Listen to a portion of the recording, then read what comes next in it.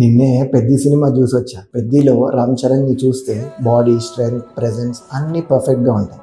Six pack ఉంది, power ఉంది. కానీ ఒక్క విషయం క్లియర్గా మనం అర్థం చేసుకోవాలి. ఆ బాడీలో వీక్నెస్ ఉండదు, పెయిన్ ఉండదు, లిమిట్ ఉండదు. అదే రియల్ స్ట్రెంగ్త్. మన లైఫ్లో మనం కూడా ఫిట్గా కనిపించవచ్చు, జిమ్కి వెళ్ళొచ్చు. కానీ చిన్న పని చేసిన తర్వాత పెయిన్ వస్తే అది కంప్లీట్ స్ట్రెంగ్త్ కాదు. హెల్దీ అంటే మిర్రర్లో కనిపించే బాడీ ఒక్కటే కాదు, పెయిన్ లేకుండా మన డైలీ యాక్టివిటీస్ ఈజీగా చేయగలగడం, రోజంతా యాక్టివ్గా ఉండడం వితౌట్ ఎనీ డిస్కంఫర్ట్.